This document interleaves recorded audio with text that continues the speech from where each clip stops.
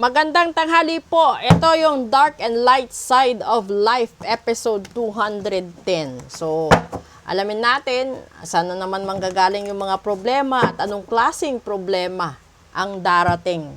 No, yung iba hindi pa nakatapos, yung iba hindi pa nakapag-umpisa sa solusyon. At ito darating na naman, may panibago. Dito, sa Light Side of Life, alamin din natin ano yung mga possible suggestions na para magawan ng paraan kahit papaano maibsan, mabawasan ang problema at suliranin sa buhay-buhay natin. Dito, una, ay! 10 of Swords agad. Pangalawa, The Magician. Hala. Pangatlo, 7 of Wands. Ngayon, ito, no? Yung 10 of Swords kasi, matinding problema yan. Yung parang sinasaksak ka na. Ang dami ng problema na parang gusto mong matapos, no? Nagtatanong ka, kailan ba ito matatapos? Kasi yung 7 of Wands, ito yung pilit mong nilalabanan ang lahat ng suliranin mo sa buhay. So, kung ito yung damdamin na hindi mo masabi-sabi dahil married ikaw, pilit mong tinatago, pilit mong itinatatwa dahil sa mata ng ibang tao mali. Pero sa nararamdaman mo tama, pero nagsasakripisyo ka. Yung nasa gitna is the Magician. So, ibig sabihin nito, kung ano man yung dinadanas mong problema sa ngayon, it's either binarang ka, kinulam ka, sinumpa ka, ginayuma ka, at ito yung mga tao na talagang gusto kang tapusin. Warning na po yan sa inyo. Dahil mag-a-align mamayang hating gabi ang 7 planeta. So, hindi ho lahat ng blessings ay kaya niyang ibigay sa lahat ng tao dahil yung pag-align noon is transition. Ibig sabihin po, kung sino yung deserve na magkaroon ng blessings, makakatanggap ng blessings. Kung sino yung deserve na makakarma, makakarma po. Okay? So dito, tingnan natin. Light side. 2 of Swords, magdesisyon ka. Pangalawa, Justice. Nako, that's the karma thing. And pangatlo, Wheel of Fortune. So yan. Okay, lumabas na yung sagot niya.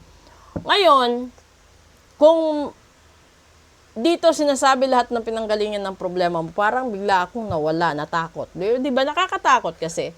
Kasi sinasabi dito, magdesisyon ka kung ayaw mong mangyari na mawala ang lahat sa'yo. That's the Wheel of Fortune. There is a 4 corner. May pera, may kalusugan, may pamilya, at sarili mo. So, posibleng mawala ito lahat sa'yo dahil sa hustisya. So, ibig sabihin, yung taong nagpabarang sa'yo, no, yung taong nagpakulam sa'yo, ay totoo ang dahilan at ikaw ang may kasalanan. So, posible na lahat ng ito mawawala sa'yo ngayon hanggang sa susunod na mga araw at linggo at buwan. So, yan. Dahil nasa gitna yung Magician, ibig sabihin napakalakas. Hindi ito titigil hanggat hindi nawala at hindi naubos ang gusto niyang mawala sa'yo. So, kung hiniling niya dati na magkaroon ka lang ng sakit, no? At hindi ka pa rin nakinig, at pinabayaan mo, lahat sa buhay mo mawawala. Pamilya mo, buhay ng pamilya mo, buhay mo, negosyo mo, lahat ng naipon mo, lahat ng naipon ng magulang mo, kapatid mo, madadamay kasi yung immediate family mo. Kung ano man yung mga bagay-bagay na ikinagalit ng tao sa'yo. So, lumabas kasi yung 2 of Swords, which is you have to make a decision. Kasi, ibig sabihin, sa loob ng 2 araw, mangyayari ito. Dahil yung hustisya, ito, meron siyang itinaas at meron siyang ibinaba. Dito, na sword. So, ay hindi siya ibinaba na sword. Meron siyang weighing scale. So, bibigyan niya ng hustisya, diretso. Kasi yung justice is dire-diretso. Ibig sabihin, it may take a day or two. Yung decision din kasi the two of swords, 2 days din.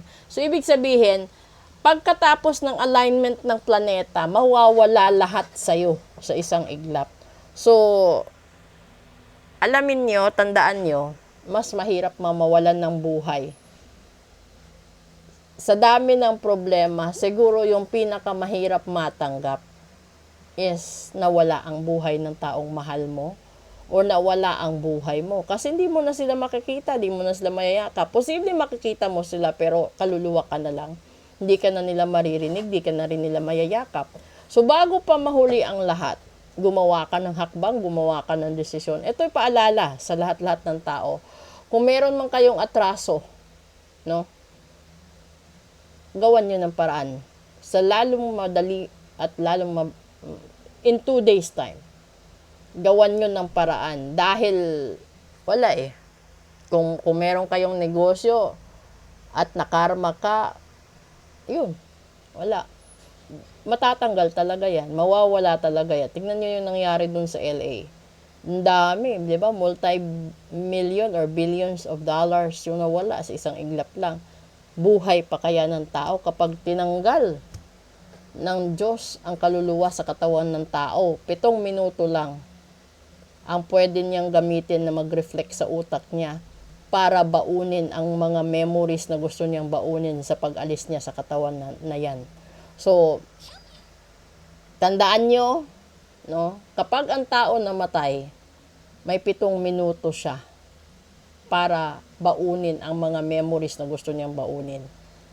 At mamaya ang alignment is 7 na planeta din. At pakatandaan din ninyo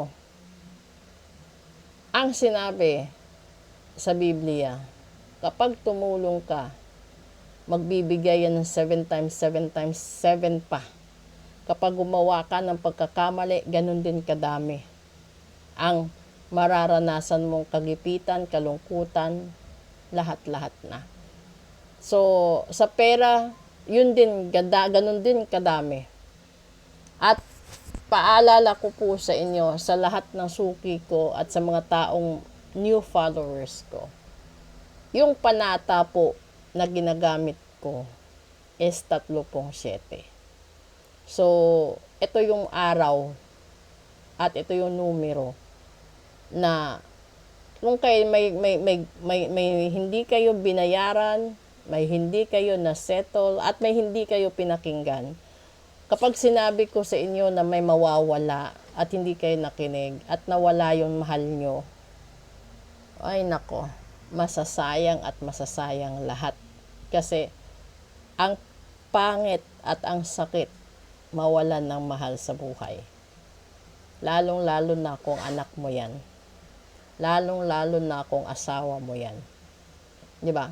So, kung ikaw din naman, dugo at pawis ang puhunan mo sa negosyo mo, at hindi mo pinaritwal dahil lugmok ka sa paniniwala na mahal ka ng tao kahit alam mo na hinihigop niya, hinuhot-hot niya yung pera mo, sa isang iglap, wala na yan.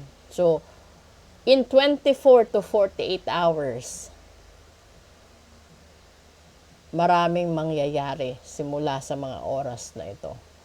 So, nangyari na yung lindol, no? Nangyari na yung ibang tidal wave, pero meron pang mangyayari sa susunod na linggo. At konektado ito sa malakas na tubig, malakas na ulan, at Luzon, ingat sa La Nina.